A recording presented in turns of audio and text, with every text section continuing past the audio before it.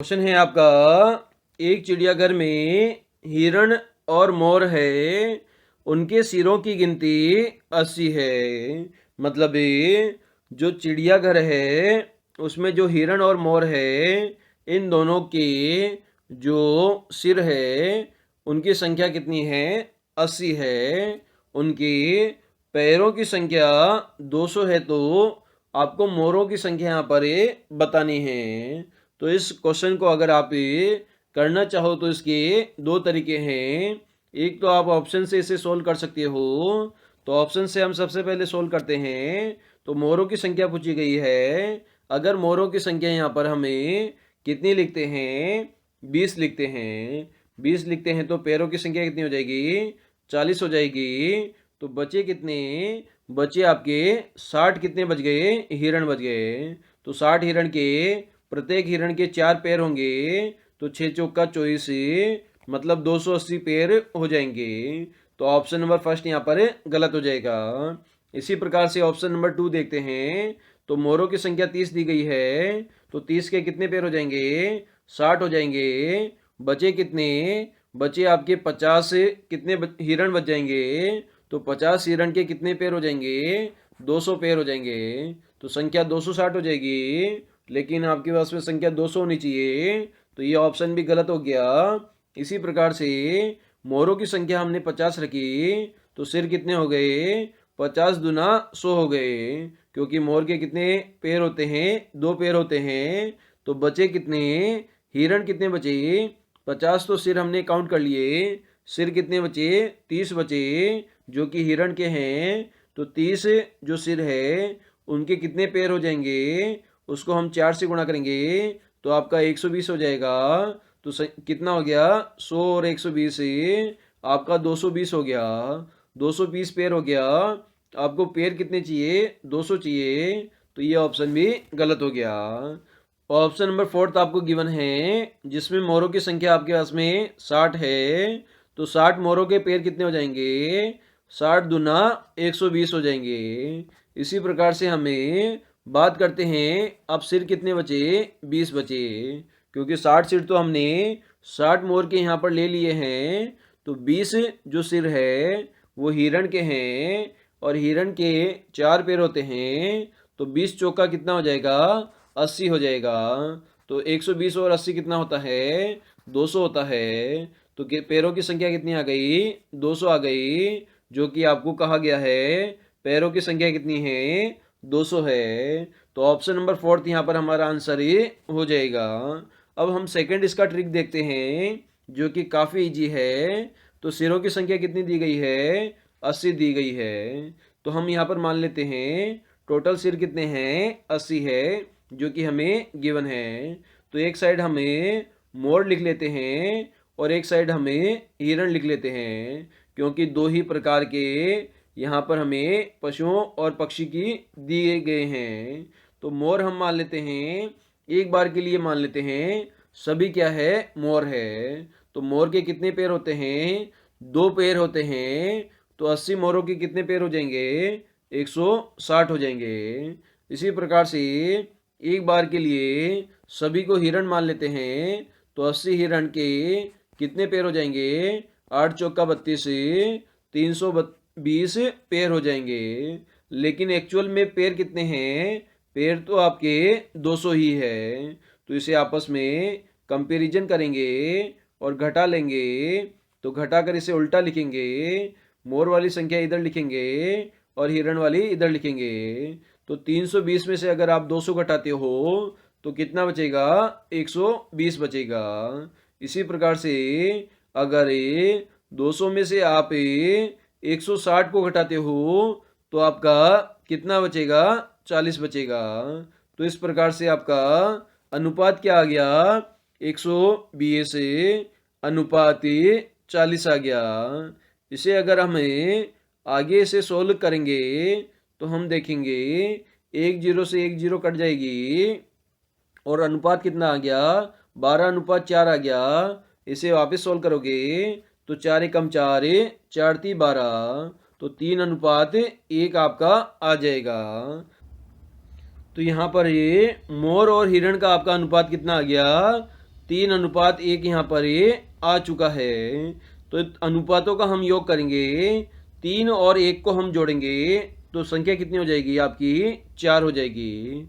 तो 4 आपका किसके बराबर है? 4 आपका 80 सिर के बराबर है। तो 1 किसके बराबर हो जाएगा?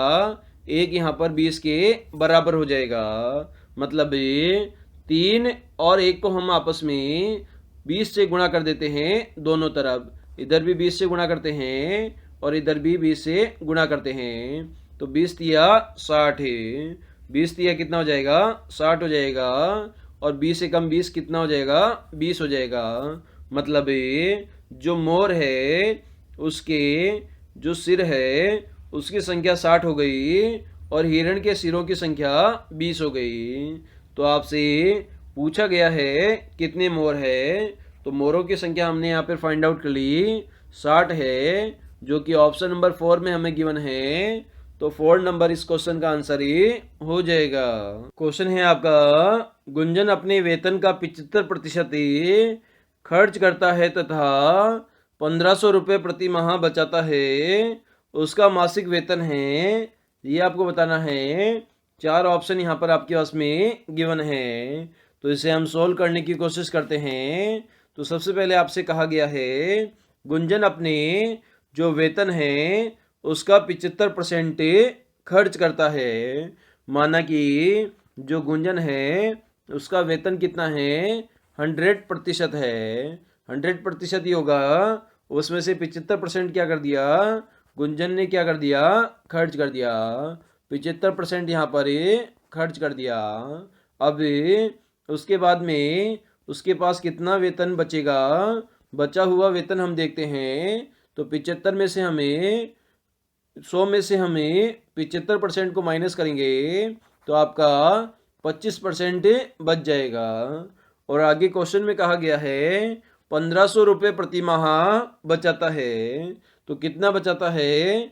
25% बचाता है और उसका कितना मूल्य है? 1500 रुपये है। तो उसका मासिक वेतन कितना है? तो 25% किसके बराबर है? आपका 1500 रुपये के बराबर है। तो वेतन आपसे पूछा गया है, मतलब 100% आपसे पूछा गया है कि उसका 100% कितना रुपये वो कमाता है। तो 25% को हमें 100% में बदलना है, तो इसे हम 4 से गुणा कर देंगे। इसी प्रकार से 1500 को भी हमें 4 से गुणा कर देंगे। तो 25 को 4 से गुणा करेंगे तो 100% आपका इसका कुल वेतन आ जाएगा। ये इक्वल टू किसके होगा? 1500 को हम 4 से गुणा करेंगे तो 15 चौके कितना हो जाएगा? 60 हो जाएगा। कहने का मतलब है 6000 रुपये उसका वेतन हो जाएगा गुंजन का, जो कि हमें ऑप्शन नंबर 4 में गिवन है। तो 4 हमारा इस क्वेश्चन का आंसर हो जाएगा। क्वेश्चन है आपका, रिक्त स्थान पर कौन सा पद आएगा? ये आपको फाइंड आउट करना है। यहाँ पर 3 लेटर का एक स्थान रिक्त है, तो कौन से लेटर यहाँ पर आएंगे?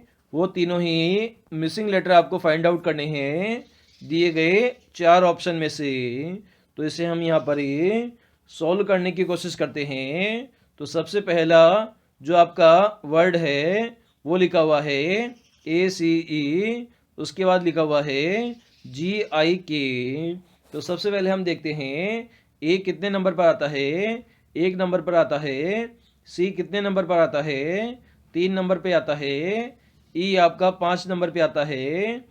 तो जी आपका 7 नंबर पे आता है। आई आपका 9 नंबर पे आता है। के आपका 11 नंबर पर आता है। तो सबसे पहले हमें ए से सी पर जाएंगे तो कितना जोड़ना पड़ेगा? 2 जोड़ना पड़ेगा, क्योंकि 1 से हम 3 पर जा रहे हैं। इसी प्रकार सी से हम ई पर जाएंगे तो 3 से 5 पर जाएंगे तो वापस से हमें 2 जोड़ना पड़ेगा। इसी प्रकार ई से हमें जी पर जाएंगे, 5 से हमें 7 पर जाएंगे तो वापस हमें 2 जोड़ना पड़ेगा। जी से हमें आई पर जाएंगे, 2 जोड़ना पड़ेगा। आई से हम के पर जाएंगे तो वापस हमें 2 जोड़ना पड़ेगा। मतलब पहला लेटर जो है वो अपने सेकंड लेटर से 2 पीछे है। इस प्रकार से ये सीरीज आगे बढ़ रही है। तो आगे हमें के से 2 लेटर आगे जाना है, फिर उससे 2 लेटर आगे जाना है, और उससे भी 2 लेटर आगे जाना है। तो आगे भी 2-2 लेटर बढ़ते हुए क्रम में आएंगे। तो 11 के बाद 2 जोड़ोगे तो 13 आ जाएगा, 13 में 2 जोड़ोगे तो 15 आ जाएगा, 15 में 2 जोड़ोगे तो 17 आ जाएगा। तो 13 नंबर पे क्या आता है? एम आता है। उसके बाद में 15 नंबर पर ओ आता है। 17 नंबर पर आपका क्यू आता है। आप इसे बोल भी सकते हो ए बी सी डी। तो ए 1 नंबर पे आता है, 2 नंबर पर, 3 नंबर पर, 4 नंबर पर और एक्स वाई जेड की बात करें तो 24 नंबर पर, 25 नंबर पर और 26 नंबर पर।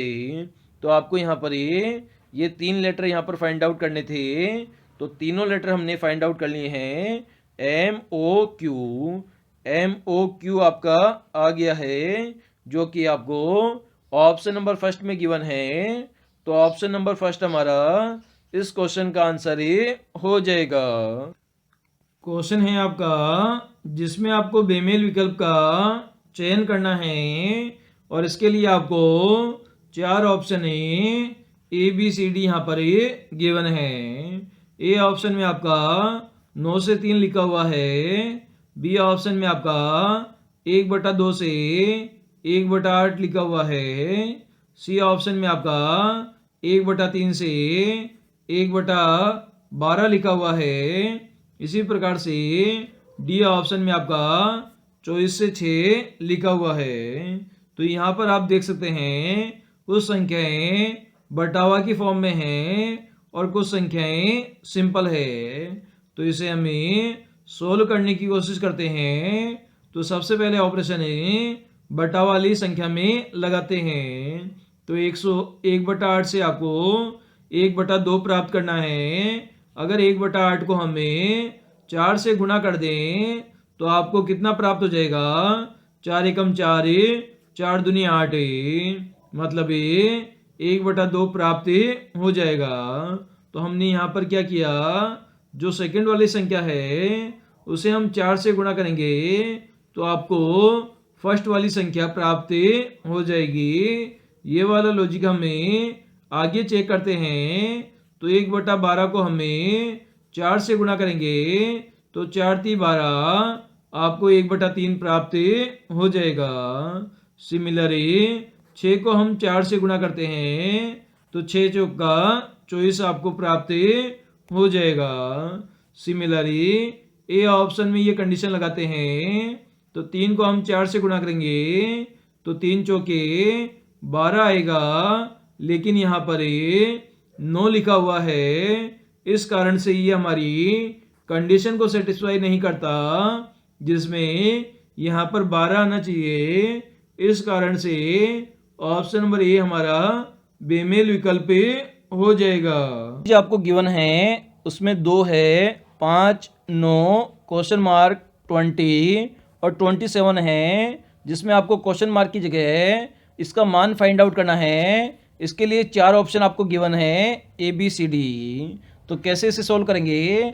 तो सबसे पहले हम देखते हैं 2 से हमें 5 पर पहुंचना है तो +3 हमें जोड़ना पड़ेगा। इसी प्रकार से 5 से 9 पर पहुंचने पर हमें 4 जोड़ना पड़ेगा।